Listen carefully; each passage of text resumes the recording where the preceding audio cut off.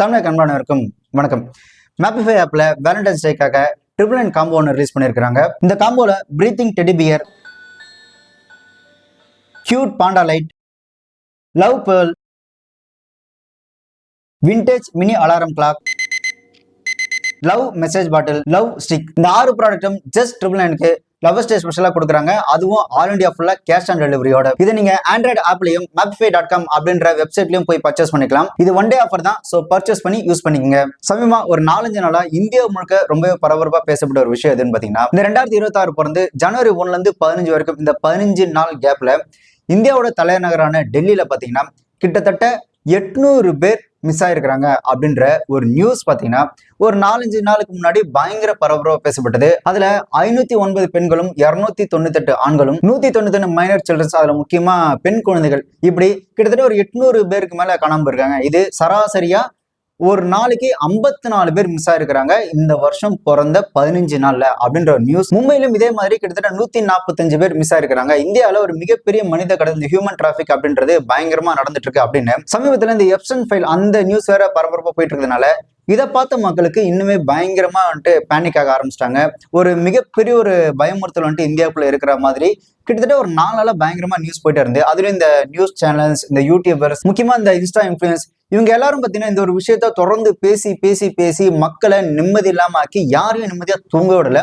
இந்த ஒரு நியூஸ் பயங்கரமா பேசிட்டே இருந்தாங்க. அந்த 2-3 நாள் பாத்தீங்கன்னா இந்தியா முழுக்க நேஷனல் எமர்ஜென்சி இம்ப்ளிமெண்ட் பண்ண மாதிரி இந்த நாடே பயங்கர பரபரப்பா இருந்தது. பட் இப்படி எல்லாரையும் பயமுறுத்தி மன உளைச்சலாக்கி நிம்மதியே இல்லாம திடீர்னு இந்த நியூஸ் ஏன் பரபரப்பா பேசப்படுது அப்படின்னு ஆராய்ஞ்சு பார்க்கும்போதுதான் இது ஹிந்தியில ரிலீஸ் ஆக போற மர்தானி 3 அப்படின்ற படத்தோட ஒரு பெய்ட் ப்ரொமோஷன் அப்படின்றது தெரிய வந்திருக்கு. ஹிந்தியில ரிலீஸ் ஆக போற மர்தானி 3 அப்படின்ற ஒரு திரைப்படத்தோட ப்ரொமோஷனுக்காக இந்த மாதிரி ஒரு சீப்பான ஒரு பெய்ட் ப்ரொமோஷன் பப்ளிசிட்டி ஸ்டண்ட் பண்ணி மக்களை பயமுறுத்தி அந்த திரைப்படத்துக்கு ஒரு அட்டென்ஷன் கிரியேட் பண்ணி அதன் மூலமா அந்த திரைப்படத்துக்கு ஒரு மிகப்பெரிய ஒரு பப்ளிசிட்டி உருவாக்குறதுக்கு பணத்தை வாரி அரைச்சி மக்களுக்கு மத்தியில பிரபலமா இருக்கக்கூடிய இந்த இன்ஃபுளுசர்ஸ் கிட்ட இதை பத்தி பேசுங்க அப்படின்னு பேச வச்சு அந்த திரைப்படத்துக்கு ஒரு ஹைப் ஏத்தணும் அப்படின்றதுக்காக இந்த ஒரு விஷயத்த பெய்ட் ப்ரொமோஷனா அந்த ஒரு மூவி டீம் பண்ணிருக்காங்க. இந்த நியூஸ் திடீர்னு பரபரப்பா பேசப்பட்டு மக்கள் பயங்கர பேனிக் ஆகுறாங்க. ஒரு நேஷனல் எமர்ஜென்சி மாதிரி இந்த ஒரு விஷயம் மாறிட்டு இருக்கு, எதனால அப்படின்னு சொல்லி போலீஸ் ஆராயும் போது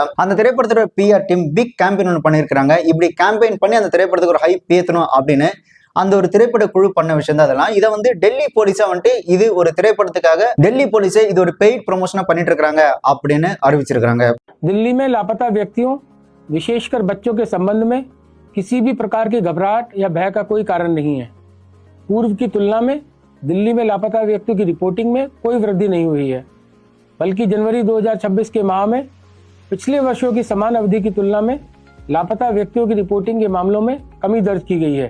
ये भी उल्लेखनीय है कि दिल्ली पुलिस में अपराधों की निष्पक्ष एवं पारदर्शी रिपोर्टिंग की नीति अपनाई जाती है।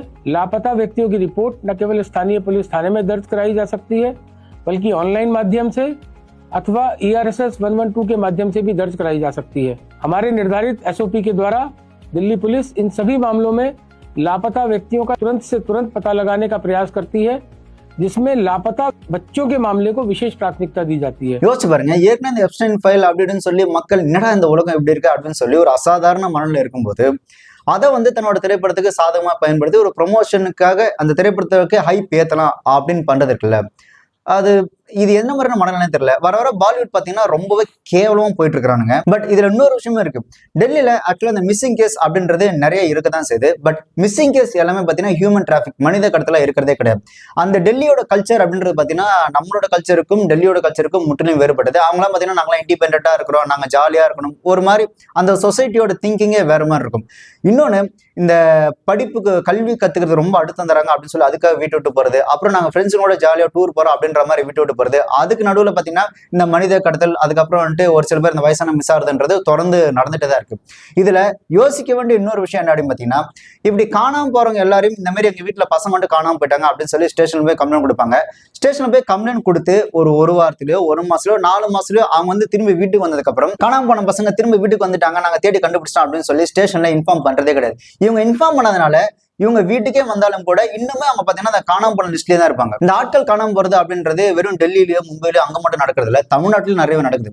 2021 பாத்தீங்கன்னா கிட்டத்தட்ட 6399 பேர் காணாம போயிருக்காங்க. 2023ல 7826 பேர் காணாம போயிருக்காங்க. பட் மத்த ஸ்டேட்டை விட தமிழ்நாட்டில் பாத்தீங்கன்னா ரெக்கவரி ரேஷியோ அப்படின்றது தமிழ்நாட்டில் நல்லாவே இருக்கும். கிட்டத்தட்ட 80% பேரை மேக்சிமம் வந்து மீட்டு கொடுத்துருவாங்க. அதே மாதிரி மிஸ் ஆனவங்களை விரைந்து கண்டுபிடிக்கிறதுல முதலிடமா தமிழ்நாடு போலீஸ் தான்.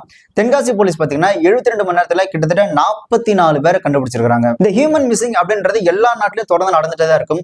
ஒரு பக்கம் காணாம போயிட்டே இருப்பாங்க, இன்னொரு பக்கம் கண்டுபிடிச்சிட்டே தான் இருப்பாங்க. டெல்லியில 2021 2025 வரைக்கும் 12 18 வயசு இருக்கக்கூடிய குழந்தைகள் கிட்டத்தட்ட 25,500 பேர் காணாம போயிருக்காங்க. அதுல 21,500 பேர் கண்டுபிடிச்சிருக்காங்க. மீதி 4000 பேர் பாத்தீங்கன்னா இன்னமும் தேடுதல் வேட்டையில தான் இருக்காங்க. நம்ம இந்த நியூஸ்ல கூட அடிக்கடி பார்ப்போம். சிறு வயதில் காணாம போனவர் 15 ஆண்டுகளுக்கு பிறகு, 28 ஆண்டுகளுக்கு பிறகு, 45 ஆண்டுகளுக்கு பிறகு வீடு வந்து சேர்ந்தார் அப்படின்றது. சோ இந்த மிஸ்ஸிங் அப்படின்றது எல்லாமே ஆள் கடத்தல் அப்படின்னு நடக்கிறதும் கிடையாது.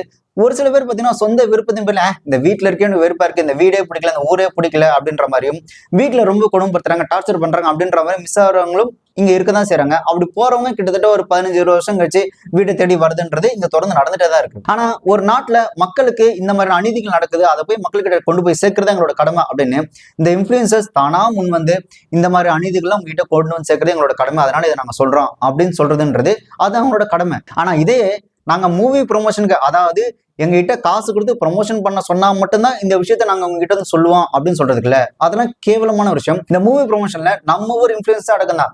இவனுங்களும் காசு வாங்கிட்டு தான் இந்த ஒரு விஷயத்த நாங்க வந்துட்டு மக்களுக்கு நல்லது பண்றோம், இந்த மாதிரி ஒரு விஷயத்த கொண்டு வந்து சேர்க்கிறோம் அப்படின்னு அந்த மூவியை ப்ரொமோட் பண்ணணும், அந்த மூவியை ஹைப் பண்ணணுன்றதுக்காகவே இவனுங்க வந்துட்டு இந்த மாதிரி விஷயத்த செஞ்சுட்டு இருக்கானுங்க. மக்களும் ஒரு ஜட்ஜ் பண்றது எப்படி பண்றாங்கன்னு பாத்தீங்கன்னா எமோஷனலா, அந்த எமோஷனல் திங்கிங்கோட ஒரு ஜட்ஜ் பண்ணிடுறாங்க. அதுல இருக்க அந்த லாஜிக்கல், இவன் ஏன் சொல்றான், எதுக்கு சொல்றான், இது உண்மையா பொய்யா அப்படின்னு ஆறாறதுலாம் கிடையாது. நம்மளும் பார்த்தோன்னு என்ன பண்ணிடுறான், போடு ஒரு லைக், போடு 2 ஷேர் அப்படின்னு சொல்லி லைக் ஷேர் கமெண்ட்னு அது உண்மையா பொய்யான்னு தெரியாமலேயே நாம அதுக்கு வந்து என்ன சொல்றது, அந்த பொய்யான அவனுங்க பண்ற ஒரு முட்டாள்தனமான ஒரு கேம்பெயினுக்கு நாமளும் ஆதரவா இருக்கிறோம். இந்த சினிமா சந்தர்ப்ப சூழ்நிலையும் தனக்கு ஏத்த மாதிரி மாத்திக்கிட்டு மக்களை ஏமாத்தி கிட்டத்தட்ட ஒரு கண்கட்டி வித்தை மாதிரி, ஒரு மெஜிஷியன் எப்படி கண்கட்டி வித்தை பண்ணுவாரோ அதே மாதிரி மக்களை ஏமாத்தி பணம் சம்பாதிக்கிறது ஒரு நோக்கமா வச்சுதான் இந்த திரைப்படங்கள் மேக்ஸிமம் எடுக்கப்படுது, ஒரு சில திரைப்படங்கள் தவிர்த்து. ஸோ திரைப்படத்தோட ஒரு மைய நோக்கம் என்னவா இருக்குன்னா, மக்களை தேட்டருக்குள்ள வர வச்சு என்ன பண்ணியாவது மக்களை தேட்டருக்குள்ள வர வச்சு பணம் சம்பாதிக்கணும் அப்படின்றது தான். இந்த பாமர மக்களும் சரி நாங்க கொடுக்குற காசுக்கு நீங்க என்டர்டைன்மெண்ட் பண்ணா போதும், இந்த லாஜிக்லாம் நாங்க பெருசா பாக்குறதுல அப்படின்னு சொல்லி திரைப்படங்கள் பார்க்க வராங்க. சரி பாமர மக்கள், அதாவது பெருசா படிக்காதவங்க, கிராமப்புறங்கள்ல இருக்கவங்க தான் இப்பெல்லாம் அவங்களே நல்லா தெளிவோட தான் இருக்கிறாங்க. இப்ப அவங்க தான் இந்த மாதிரி இருக்கிறாங்க அப்படின்னு பாத்தீங்கன்னா, இங்க இருக்க படிச்சவனும் அப்படிதான் இருக்கான். ஒரு விஷயத்த சொல்றாங்க அப்படின்னா அதுல எது உண்மை எது பொய்ன்னு சொல்லி என்ன சொல்றது ஆராயறதே கிடையாது. இந்த திரைப்படத்தை சார்ந்தவங்க என்ன பண்றாங்க அப்படின்னா, இவன் தான் என்னத்த சொன்னாலும் நம்புறானே, அப்ப என்ன வேணாலும் சொல்லுவான் அப்படின்னு சொல்லிட்டு இவனுங்களோட தன்னோட சுயநலத்துக்காக அந்த ஒரு அசாதாரண சூழ்நிலையை தன்னோட திரைப்படத்துக்கு ப்ரொமோஷனை யூஸ் பண்ணிக்கிறதுன்றது மக்களோட அந்த நம்பிக்கையிலையும் அவங்களோட எமோஷன்லையும் விளையாடி அவங்கள தொடர்ந்து ஏமாத்திட்டே தான் இருக்கிறாங்க.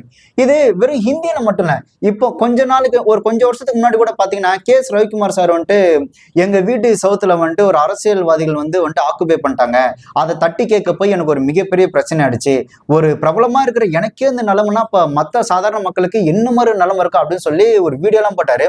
அதை பார்த்த மக்கள் வந்துட்டு எப்பேற்பட்ட பிரபலம், இவருக்கே அந்த நிலைமைனா நாளைக்கு நமக்கு என்ன மாதிரி நிலைமை இருக்கும் அப்படின்னு சொல்லி மக்கள்லாம் வந்துட்டு, சார் நீங்க கவலைப்படாதீங்க சார், நாங்க உங்களுக்கு ஆதரவா இருக்கிறோம், எந்த கட்சிக்காரன் சார் உங்களோட சவுத்தை வந்து ஆக்கிரமிப்பு பண்ணா சொல்லுங்க சார் அப்படின்னு சொல்லி KS ரவிக்குமார் அவர்களுக்கு அவ்வளவு சப்போர்ட்டா, அவ்வளவு கமெண்ட்ஸ், அவருக்கு அவ்வளவு ஆறுதல் சொன்னாங்க. வணக்கம். நானும் உங்களை மாதிரி ஒரு சாதாரண இந்திய குடிமகன் தான். ஒவ்வொருத்தருக்கும் ஒரு கனவு இருக்கும். அது மாதிரி எனக்கும் ஒரு கனவு இருந்தது, சொந்தத்தில் ஒரு வீடு கட்டணும் அப்படின்னு.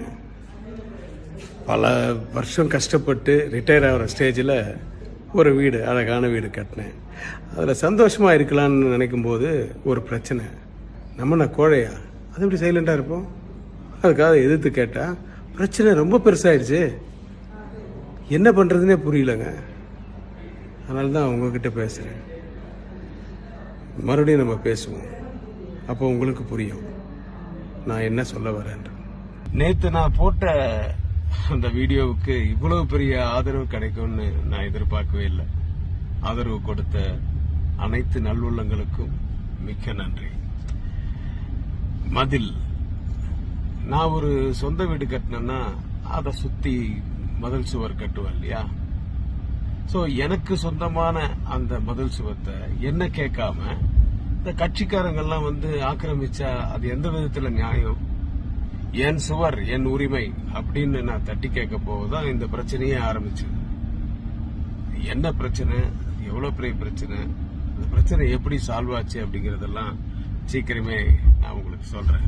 அதுக்கப்புறம் கே. ரவிக்குமார் சார் சொல்றாரு, நான் வந்துட்டு உங்ககிட்ட சும்மா உருளாய்க்கு சொன்னேன், இது மதில் அப்படின்ற திரைப்படத்தோட ப்ரொமோஷன் தான், இதனால நீங்க நம்பி ஏமாத்திட்டீங்களா அப்படின்ற மாதிரி, இது ஒரு மூவி ப்ரொமோஷன் அப்படின்னு சொல்லி மக்களை அவரும் முட்டாள் தான் ஆக்குனாரு. ஸோ இந்த மாதிரி ஒரு திரைப்படத்தை எடுத்து வச்சுட்டு அதை மக்கள்கிட்ட எப்படியாவது ஏமாத்தி வித்து அவங்க தலையில மிளகா அரைச்சு அவங்க தேட்டருக்கு வர வைக்கணும் அப்படின்றதுக்காக இந்த மாதிரி மக்களோட நம்பிக்கையிலையும் அவங்களோட எமோஷன்லையும் விளையாடி இந்த மாதிரி ஒரு ஃபேக் ப்ரொமோஷன் பண்றதுன்றது ரொம்பவே ஒரு சீப்பான ஒரு விஷயமா இருக்கு. இந்த ஹியூமன் டிராஃபிக் அப்படின்றது அது வந்து ஒரு சிஸ்டம் ஃபெயிலியர். ஒரு சிஸ்டம் ஃபெயிலியர்னா நம்ம இந்த சிஸ்டத்தை தான் கேள்வி கேட்கணுமே தவிர அதை விட்டுட்டு மக்களை பயமுறுத்தி அவங்கள பேனிக் ஆக்கி அதன் மூலயமா ஒரு திரைப்படத்துக்கு ஹைப் ஏற்றி அதன் மூலயமா திரைப்படத்தை டிக்கெட் வித்து அதுக்கப்புறம் அந்த திரைப்படத்தை மக்கள் பார்க்க வைக்கணும் அப்படின்றது that is a very cheap behaving அப்படின்னு தான் சொல்லணும். ஸோ இந்த மாதிரி ஒரு சீப் பிஹேவிங் அப்படின்றது பாலிவுட்ல சமீப காலமா பயங்கரமா நடந்துட்டு தான் இருக்கு.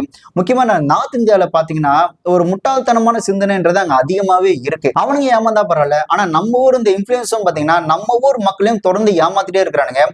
இவனுங்க வந்துட்டு எதையுமே ஆறாது கிடையாது. இன்ஃபுளுன்ஸ் மட்டும் இல்லை, இந்த நியூஸ் சேனல்ஸ்லுமே கூட இந்த என்ன சொல்ற இந்த திரைப்படத்துக்கான ப்ரொமோஷன் இருக்குல்ல, இந்த நியூஸ் சேனல்ஸே பாத்தீங்கன்னா பயங்கரமா பிஆர் டீம் மாதிரி அவனுங்க ப்ரொமோஷன் பண்ணிட்டு இவனுங்க எந்த அளவுக்கு அந்த உண்மைத்தன்மை ஆறாது கிடையாதுன்னா, இப்போ சமீபத்தில் நார்த் இந்தியாவில் பாத்தீங்கன்னா ஒரு பையன் வந்து டெலிவரி பண்ண போயிருக்கான். அப்ப வந்து அவன் கூட படிச்ச பசங்க வந்து, டேய் நீ சின்ன வயசுல என் கூட ஒன்னா படிச்சவன் தானே, நீ என்னடா சின்ன வயசுல எங்களெல்லாம் நல்லா மோட்டிவேட் பண்ணுவ, நீ நல்லா படிப்ப, இன்னைக்கு என்னடா இப்படி டெலிவரி மேனா வேலை செஞ்சுட்டு இருக்கிற அப்படின்னு கூட படிக்கிற அந்த பசங்க வந்துட்டு சிரிக்கும் போது இவரு வந்துட்டு கூனி குறுகி முகத்தை மறைச்சுக்கிட்டு ரொம்ப மன உளைச்சல் ஆன மாதிரி ஒரு நியூஸ்ல பாத்தீங்கன்னா பயங்கரமா உருகி மானே தேனே பொன்மானை போட்டு ஃபில்அப் பண்ணிலாம் இந்த வீடியோ பண்ணிட்டு பயங்கரமா என்ன சொல்றது, சே வாழ்க்கைன்னா அப்படிதாங்க அப்படின்னு சொல்லி அந்த நியூஸ் சேனலும் ये मेरा फ्रेंड है जो आज हमको मिला है, कैसा फील कर रहे हो डोमिनोज वाले बनके? பீட்சா டெலிவரி ஊழியரான இளைஞர் ஒருவர் கஸ்டமருக்கு பீட்சாவை டெலிவரி செய்ய பைக்கில் சென்றுள்ளார். அப்போது சாலையில் அவ்வழியாக சென்ற இளம்பெண் ஒருவர் மொபைலில் வீடியோ எடுத்தபடி, இவன்தான் எனது பள்ளிக்கால நண்பன், உங்கள் அனைவருக்கும் அறிமுகம் செய்து வைக்கிறேன் என கூறி வீடியோ ரெக்கார்ட் செய்துள்ளார். ये मेरा फ्रेंड है जो आज हमको मिला है. இவன் ஸ்கூல் படிக்கும் போதெல்லாம் நாங்கள் படிக்க அவ்வளவு மோட்டிவேஷன் கொடுப்பான் என அந்த பெண் சொன்னதும் இளைஞர் வெட்கப்பட்டு முகத்தில் கை வைத்து சிரித்தபடி நின்றார். இவனுக்கு 30 வயதாகிறது. ஆனால் இவன் இன்னும் டாமினோஸில் பீட்சா விற்று கொண்டிருக்கிறான். இது உனக்கு நல்லா இருக்குல்ல, நிறைய பணம் சம்பாதிக்கிற என நக்கலடித்து அந்த பெண் பேச அந்த இளைஞன் சிரித்துக்கொண்டே ஆமா ஆமா என கூறியுள்ளார். அப்போதும் விடாத அந்த பெண் சிரித்தபடியே இப்போ ஸ்கூலை மிஸ் பண்றியா என கேட்க அவரும் ஆமாம் ரொம்ப மிஸ் பண்றேன் என கவலையோடு தெரிவித்தார். நல்லது எல்லாருக்கும் அனுப்பி வைக்கிறேன் பாரு என அந்த பெண் சொல்ல அந்த இளைஞர் கையெடுத்து கும்பிடுகிறார். இந்த வீடியோ தற்போது இணையத்தில் வைரலாக பரவி வருகிறது.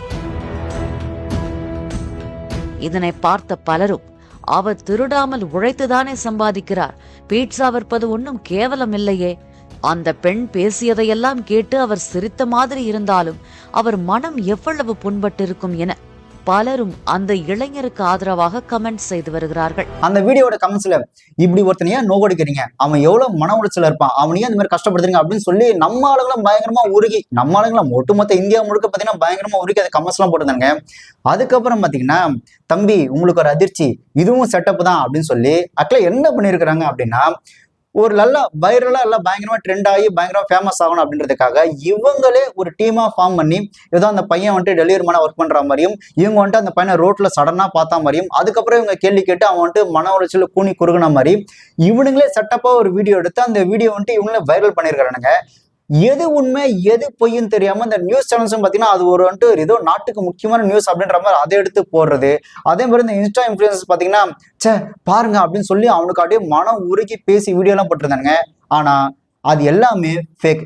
ஆக்சுவலா அந்த பையன் தான் ஃபேமஸ் ஆகணும் அப்படின்றதுக்காக இந்த மாதிரி ஒரு வீடியோவை அவனே செட் பண்ணி எடுத்து வைரல் பண்ணி வச்சிருக்கிறான். இது தெரியாம நம்ம ஆளுங்க அது வந்துட்டு உருகி ஒழுகி இருக்கிறானுங்க. हम लोग मजाक कर रहे थे यार, इतना ट्रोल कर दिया ना कि मुझे लग रहा है कि मैं रोने लगूं. हर एक IPS लोग भी डाल रहे हैं। ये मेहनती लड़का कहाँ से है? ओ भाई देखो इस लड़के को। मेहनती। अरे इसका एक्टिंग ही ऐसा है भाई, अच्छा तो कहा जाता है। एक्टिंग बहुत अच्छा करता है, बहुत ज्यादा अच्छा, इसलिए सबको सच लग गया। हम लोग फॉर फन बनाए थे वीडियो यार, पता नहीं था इतना वायरल हो जाएगा। 30 साल का लगता है भाई, 22 साल का, 22 साल का बच्चा है, बताओ। गाड़ी भी नहीं हुआ ढंग से। ஆக்சுவலா இந்த நியூஸ் சேனல்ஸும் சரி, ஒரு சில இன்ஸ்டா இன்ஃபுளுன்ஸும் சரி, மக்களுமே சரி, நீங்க எப்பயாவது ஏப்ரல் ஃபுல்லா இருக்கலாம், எப்பயுமே ஏப்ரல் ஃபுல்லா இருந்தா எப்படி? வர்றவெல்லாம் ஏமாத்திட்டு இருக்கிறான், நீங்களும் ஏமாத்திட்டே இருக்கிறீங்க. யாருமே தர முடியாத பிரைஸ்ல வேலண்டைன்ஸ் டே ஸ்பெஷல் காம்போ. இப்போ ட்ரெண்டிங்ல இருக்க இந்த பிரீத்திங் டெடி. இந்த டெடி பிரீத் பண்றது ரொம்பவே ரியலிஸ்டிக்கா இருக்கும். இதை நீங்க உங்க லவருக்கு கிஃப்ட் பண்ணீங்கன்னா நீங்களே கூட இருக்க மாதிரி ஃபீல் கொடுக்கும். நெக்ஸ்ட் கையில ஹார்ட்டினோட இருக்க இந்த கியூட்டான நைட் லேம்ப் பண்டா. அடுத்து இப்போ ட்ரெண்டிங்ல இருக்க இந்த லவ் பேர்ல். இந்த பாக்ஸை ஓப்பன் பண்ணீங்கன்னா இல்லை 2 கம்பார்ட்மெண்ட் இருக்கும். ஒன்றுத்துல ஷெல்லும் இன்னொருத்துல ஜுவல் கிட்டும் இருக்கும். இந்த ஷெல் கம்பார்ட்மெண்ட்ல ஒரு பட்டர்ஃப்ளை கார்டு கொடுத்துருப்பாங்க. அதை வச்சு தான் ஷெல்லை ஓப்பன் பண்ணணும். அதை ஓப்பன் பண்ணும்போது அதுக்குள்ள ஒரு கியூட்டான பேர்ல் இருக்கும். அந்த பேர்லோட கலர் ஒவ்வொரு பாக்ஸுக்கும் டிஃப்ரெண்டாக வேரி ஆகும். அந்த கலருக்கான மீனிங் என்னன்றதை இந்த பாக்ஸ்லேயே கொடுத்துருப்பாங்க. அதுக்கப்புறம் இந்த பேர்ல் எடுத்து செயின்ல செட் பண்ணி அவங்களுக்கு சர்ப்ரைஸ் பண்ணலாம். அடுத்து இந்த கியூட்டான விண்டேஜ் அலாரம் கிளாக். இந்த கிளாக்கோட பேக் சைடில் இருக்க ஸ்விட்சை யூஸ் பண்ணி நீங்க அலாரமும் செட் பண்ணிக்கலாம். அடுத்து இந்த கியூட்டான மெசேஜ் பாட்டில். இந்த பாட்டில்ல 2 ஷீட் இருக்கும். அதுல நீங்க ப்ராமிஸ் பண்ணணும்னு நினைக்கிறதையும் அவங்க ப்ராமிஸ் பண்ணணும்னு நினைக்கிறதையும் எழுதி பத்திரமா சேவ் பண்ணி வச்சுக்கலாம். அடுத்து இந்த கியூட்டான லவ் ஸ்டிக். வேலண்டைன்ஸ் டே அன்னைக்கு ரோஸ்க்கு பதிலா இதை கொடுத்து கூட நீங்க அவங்களுக்கு ப்ரொபோஸ் பண்ணலாம். இந்த காம்போல இருக்க 6 ப்ராடக்ட்ஸுமே ஜஸ்ட் 999க்கு நம்ம மேப்பிஃபைல தர போறோம். அதுவும் all over India cash on டெலிவரியோட. இந்த காம்போ உங்களுக்கு வேணும்னா வீடியோட டிஸ்கிரிப்ஷன்ல கொடுத்துருக்க லிங்கை கிளிக் பண்ணி பை பண்ணிக்கோங்க.